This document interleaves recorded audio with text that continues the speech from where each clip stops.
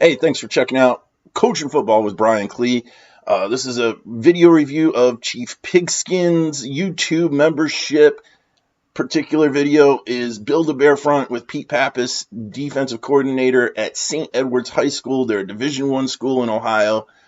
900 kids, tons of success. Speaks for itself. I ended up checking out this video because I am moving back to the defensive side of the ball. I'm going to be a defensive coordinator, and bringing pressure is ultimately what his Build-A-Bear front is. It's the idea of, all right, there's the classic bear front. They got 4 eyes in this particular case, and anybody who's been a coordinator on either side of the ball understands the coordinator on the other side of the ball. The good ones, they can get their guys to understand and how to block up a static looking front. Eventually, their guys will have a 100% an answer for a static front. They'll understand how to block it. They'll get it blocked up. If all things are equal, that static front doesn't stop the offense. So we could give the front look, and he talked about 5 down here versus 3 down here. I think he meant to say 4 down, but it's the idea. With different personnel, different fronts, you gotta be sneaky in how you disguise the idea that you are getting in that bear front. First thing he ends up talking about is slanting from the boundary and bringing the corner, and this stuff, it's nasty. His philosophy with how they build their bear fronts is they're going to be multiple fronts, and they ultimately want to disguise getting in that bear front. Where does that 5th guy come from?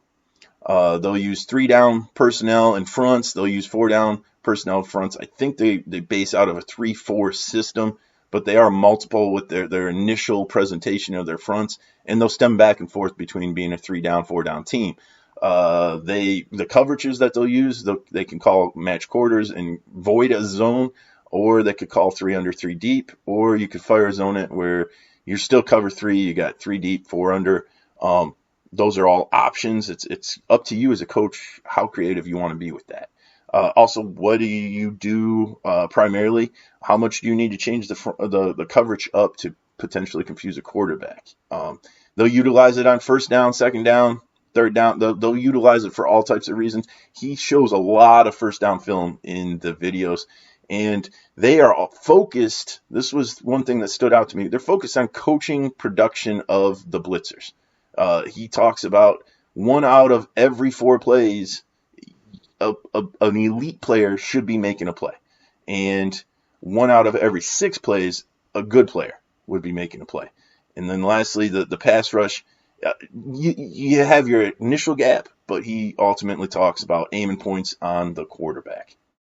So again, slanting from the boundary, either could bring the corner, which is shown on the right, or the linebacker, which is shown on the left. And one thing so you're like corner and linebacker. One thing that was interesting that I've not actually heard about before is they coach everyone to play defensive end. They think they got this from kind of Kirby Smart or Bill Belichick, something like that. Check it out. Coach talks extensively about it, but the key idea is if you're going to be an edge blitzer, you need to be able to play the edge as a defensive end. Number 1, don't run up the field. Ultimately, be reading that tackle and adjust to that tackle. Don't get kicked out by either a kick out from the backfield or a pulling guard. And pass rush, they'll work both speed and power moves. And the one terminology that I really liked, he talked about high gear versus low gear. If the back's away from a player as a defensive end, you can be in high gear. You're flat out chasing the ball. Okay, if it's gun and that backs away, or if it's pistol, you flat out probably chase the ball.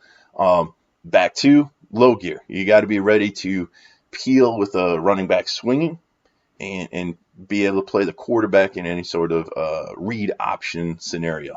You'd also be the pitchback in a low gear. You'd be playing the pitchback in a low gear setting. Just want to point out a couple clips on film that really stood out. Right here, this corner makes the tackle for like a 2-yard loss. It's just nasty how that corner went from looking like he's in man coverage to being the fifth rusher, and in this case, setting the edge. So they definitely throw a curve on the whole idea corners can't tackle. Their corners flat out tackle. Here's another corner blitz from the boundary. The tackle is not looking for him, and I think that's the advantage of bringing a corner. It's something I'm very interested in trying to do, so that corner blitz from the boundary. The other thing they do is slant from the field and bring the nickel. They can adjust it and bring the Mac or Mike linebacker, whatever you want to call that guy. So right here, the nickel, he ends up getting home. He makes it. And here's the adjustment of, all right, the nickel wants to be out in coverage for whatever reason. So bring the Mac/Mike linebacker. And then lastly, you can obviously have interior pressures with the linebackers. Something similar, actually, that I've preferred to do is bringing the boundary inside linebacker. Excuse me. Coach calls him the axe, and ultimately he's got a two-way go on that center. So, again, it goes back to the idea: blitzers should be having high production. They should be like defensive linemen, where they should be making plays 1 out of every 4 or 6 times that their number is called to be part of the blitz.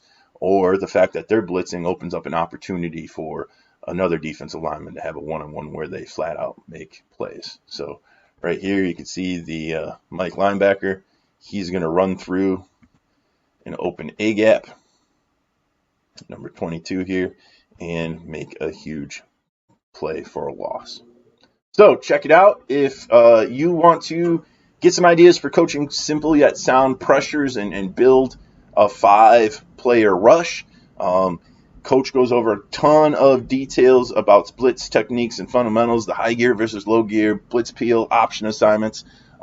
Defines success for his blitzers and gives you that idea of, hey, win 1.5 gaps, make a play 1 out of every 4 or 6 plays. And then he goes over multiple coverages and adjustments, man match quarters, 3 deep, 3 under, 3 deep, or 3 deep, 3 under, fire zone. So check it out. Build a bear front on Chiefpigskin. As always, guys, if you have questions or comments, please leave them down below. I'll get back to you as quickly as possible. Check me out and follow me on Twitter at Coach Klee. Don't forget to subscribe to the channel if you like what you see.